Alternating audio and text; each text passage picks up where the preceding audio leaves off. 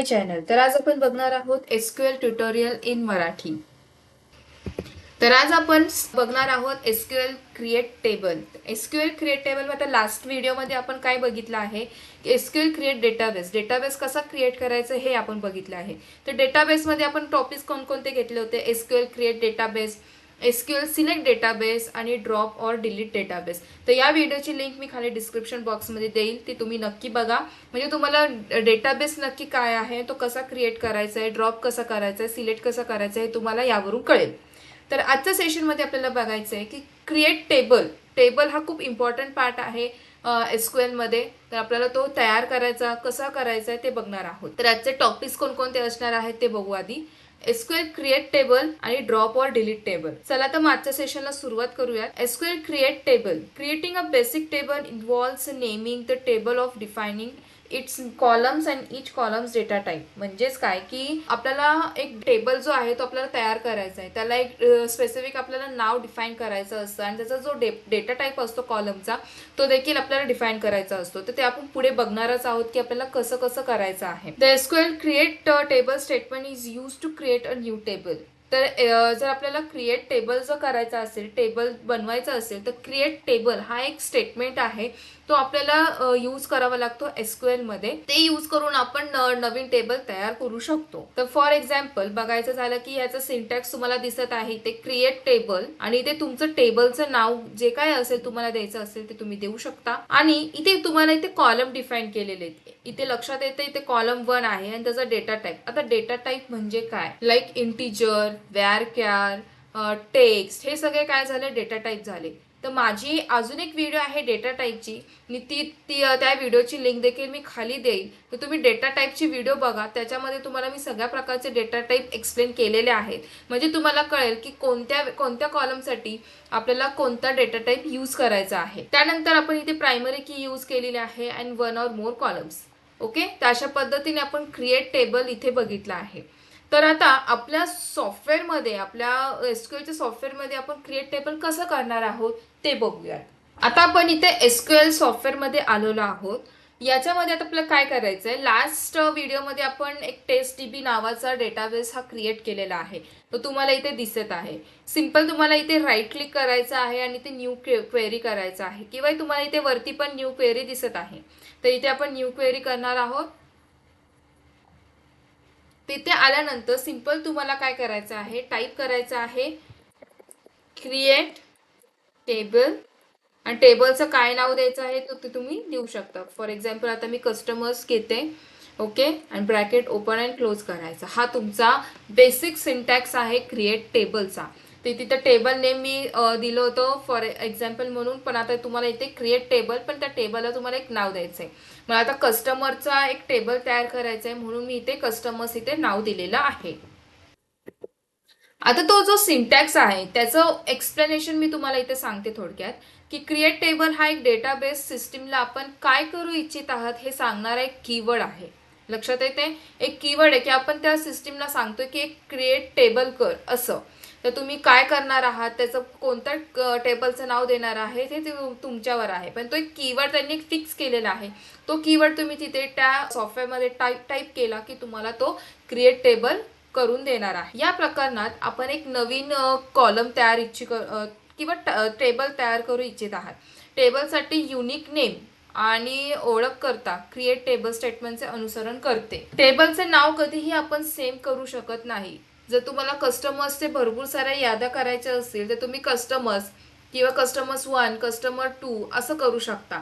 पण unique name हे important आहे एसक्यूएल क्रिएट टेबलसाठी. मग ब्रॅकेट्समध्ये टेबल प्रत्येक कॉलम आणि तो कोणत्या प्रकारचा डेटा टाईप आहे याची व्याख्या तयार करणारी यादी येते. बरोबर आहे, कॉलम आहे तो कॉलम कोणत्या प्रकारचा आहे. समजा नेम आहे तर नेमसाठी आपण व्हॅरक्यार यूज करतो किंवा कॅरेक्टर यूज करतो. सॅलरी असेल तर डेसिमल सॅलरीमध्ये आपण करतो. आयडी असेल तर आपण इंटिजरमध्ये करतो. हे जे सगळे डेटा टाईप्स आहेत हे मी एक्सप्लेन केलेले आहेत, ते तुम्ही व्हिडिओ नक्की बघा. यानंतर एक्झिस्टिंग टेबलची एक प्रत क्रिएट टेबल स्टेटमेंट किंवा सिलेक्ट स्टेटमेंटचे संयोजन वापरून तयार केली जाऊ शकते, किंवा दुसऱ्या टेबलचा वापर करून आपण क्रिएट टेबलवर संपूर्ण तपशील तपासू शकता. बरोबर आहे. एकदा क्रिएट टेबल झाला आपला टेबल क्रिएट झाल्यानंतर आपण तो तयार करू शकतो आणि त्याच्यानंतर आपल्याला बघायचा असेल तर तो देखील आपण शो करू शकतो. आता एसक्यूएल क्रिएट टेबलमध्ये अजून एक इंटरेस्टिंग टॉपिक आहे, क्रिएट टेबल युजिंग अनादर टेबल. ओके, तर हा नक्की काय आहे, हा टॉपिक काय आहे ते बघूयात आपण.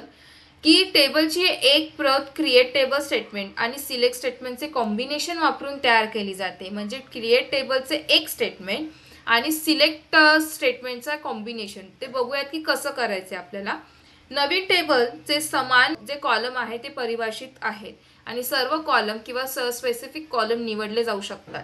स्पेसिफिक कॉलम लाईक तुम्हाला सॅलरी दाखवायची आहे किंवा तुम्ही ID सॅलरी किंवा तुम्हाला ID प्लस किंवा नेम किंवा सॅलरी तुम्हाला तर दाखवायचं की पर्टिक्युलर मला एम्प्लॉईजची नावं पाहिजे आणि त्यांची सॅलरी किती आहे ते दाखवायचं. तर ते कॉलम आपण स्पेसिफिक करतो. म्हणजेच काय की क्रिएट टेबल तर झालेलं आहे, पण युजिंग अनादर टेबल म्हणजे मला त्याच टेबलमधून अजून एक टेबल तयार करायचा आहे. सिंपल आहे. त्यानंतर जेव्हा आपण एक्झिस्टिंग टेबल वापरून नवीन टेबल तयार करता तेव्हा जुन्या टेबलमधील एक्झिस्टिंग मूल्यांचा वापर करून नवीन टेबल पॉप्युलेशन केले जाईल. तर ते बघूयात की कसं करायचंय. यानंतर the basic syntax of creating a table from another table is as follows. कसं करायचंय आपल्याला. आता क्रिएट टेबल तर आहे, क्रिएट टेबल आहे तर तो new table name as, okay, select असं येणार, ॲज सिलेक्ट. मग कॉलम 1 कॉलम 2 कॉलम नेम काय असेल तो फ्रॉम एक्झिस्टिंग टेबल नेम. आता आपण कस्टमर टेबल तयार करतोय, बरोबर आहे. समजा मला कस्टमर्सची ID पाहिजे आणि कस्टमर्सनी काय बाय केलंय किंवा त्यांनी काय विकत घेतले हे जर समजा मला हे 2 कॉलम शो करायचे असतील किंवा मला एखादा एम्प्लॉई टेबल मी तयार केलेला आहे आणि त्या टेबलमध्ये मला ID आणि सॅलरी दाखवायची आहे, तर मी कसं करणार. Create table as new table. तर तुम्ही XYZ काही नाव द्या त्याला, ॲज सिलेक्ट असं येणार आणि इथे तुम्हाला column name, column 1 ID, column 2 salary from existing table name कोणता आहे, एम्प्लॉई टेबल. ओके, अशा पद्धतीने. मग here column 1 column 2 are fields for existing table and same would be use for create fields of a new table.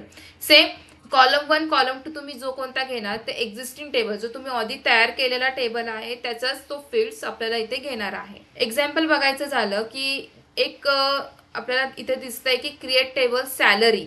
आता बघा त्यांनी घेतले तर create table salary as select, okay, as select ID आणि salary हे 2 कॉलम घेतलेले आहेत त्यांनी. क्रिएट टेबल सॅलरी एक नाव दिलं त्यांनी टेबलचं, ॲज सिलेक्ट, ओके, ID आणि सॅलरी हे 2 टेबल घेतले फ्रॉम कस्टमर्स. ठीक आहे, कोणत्या टेबलमधून, from customers. This would create a new table salary which would have the following records. कसं दिसणार आहे आपल्याला, एवढे 2च रेकॉर्ड दिसणार आहेत. ओके, जर आपण व्हॅल्यू त्याच्यामध्ये जेव्हा फिल करू तेव्हा मी तुम्हाला हे क्रिएट टेबल अनादर क्रिएट टेबल कसं करायचं हे नक्की तुम्हाला शो करेल. यानंतर पुढे आपल्याला बघायचं आहे की एक्झाम्पल बघितलं आपण. Following the example which creates a customers tables with ID as a primary की and not null are the constraints showing that these fields cannot be null while creating records in the table. आता आपल्याला table तयार करायचा आहे, तो कसा करायचा आहे. क्रिएट टेबल, आता मी तुम्हाला हा सिंटॅक्स इथे सॉफ्टवेअरमध्ये टाईप केलेला आहे की क्रिएट टेबल कस्टमर्स. ठीक आहे, आता कॉलम नेम इथे तुम्हाला दिसते ID, इथे नेम, एज, ॲड्रेस, सॅलरी हे सगळे काय आहे तुमचे कॉलम आहेत. यानंतर इंटिजर, व्हॅरकार, इंट, कॅरेक्टर, डेसिमल हे सगळे तुमचे डेटा टाईप झालेले आहेत. ठीक आहे, यानंतर प्रायमरी की आपण लावली आहे ती कोणाला लावली आहे, IDला. चला तर मग आपण क्रिएट टेबल कस्टमर्सचा हा पूर्ण सिंटॅक्स जो काय एक्झाम्पल आहे तो आपण आपल्या सॉफ्टवेअरमध्ये टाईप करूयात.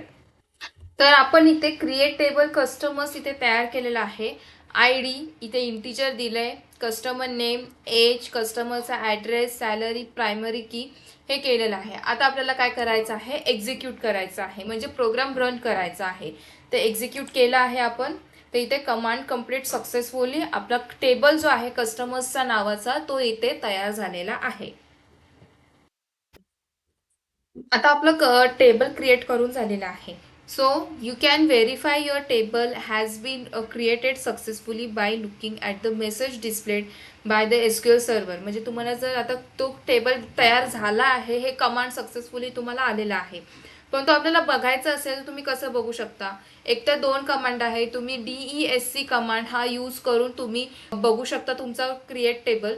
त्यानंतर सिलेक्ट स्टार फ्रॉम हे देखील सिंटॅक्स तुम्ही यूज करू शकता तुमचा टेबल झालाय की नाही ते बघण्यासाठी. तर कसं आहे ते बघूया. फॉर एक्झाम्पल तुम्ही इथे SQL मध्ये DESC कस्टमर्स असं टाईप केलं की तुम्हाला तुमचा टेबल जो आहे तयार झाला आहे तो तुम्हाला शो करेल, किंवा सिलेक्ट स्टार फ्रॉम कस्टमर्स हे टाईप केल्यानंतर तुम्हाला तुमचा झालेला टेबल जो क्रिएट झालेला आहे तो तुम्हाला इथे शो करेल. आता आपल्या डेटाबेसमध्ये कस्टमर टेबल उपलब्ध आहे, हे आपण आवश्यक माहिती संग्रहित करण्यासाठी आपण तो कस्टमरशी संबंधित आहे की ते बघू शकतो. आता आपण SQL मध्ये बघू की आपल्याला कसं करता येईल. आता सपोज मी इथे सिलेक्ट स्टार फ्रॉम असं टाईप करते, सिलेक्ट स्टार फ्रॉम. आता कोणत्या सर्व्हरमध्ये DESC कमांड रन करतं किंवा कोणकोणत्या ह्याच्यामध्ये कोणकोणत्या सॉफ्टवेअरमध्ये सिलेक्ट स्टार फ्रॉम हे कमांड रन करत असतं. तुम्ही दोन्ही टाईप करून बघा, जो कमांड तुमचा सक्सेसफुली रन होईल तो तुम्ही यूज करू शकता तुमच्या सॉफ्टवेअरमध्ये. आता मी इथे सिलेक्ट स्टार फ्रॉम कस्टमर्स असं टाईप करते आणि सेमिकोलन द्यायचा आहे आणि एंटर करायचं आहे. आणि त्यानंतर तुम्हाला काय करायचं आहे, तो प्रोग्राम रन करायचा आहे, त्यानंतर एक्झिक्यूट करायचा आहे. तर तुम्ही बघू शकता आपण जो ID, कस्टमर नेम, एज, कस्टमरचा ॲड्रेस, सॅलरी हे सगळे कॉलम आपण तिथे डिफाईन केले होते. हे ॲज इट इज इथे आपला टेबल इथे तयार झालेला आहे.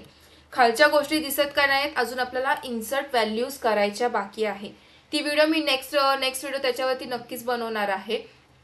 तर त्यामध्ये आपण शिकणार आहोत की यामध्ये टेबलमध्ये व्हॅल्यूज कशा इन्सर्ट करायच्या आहेत. आता आपल्याला इथे लक्षात येते की आपला हा कस्टमर्स नावाचा टेबल जो आहे तो इथे तयार झालेला आहे. नेक्स्ट आहे SQL ड्रॉप और डिलीट टेबल.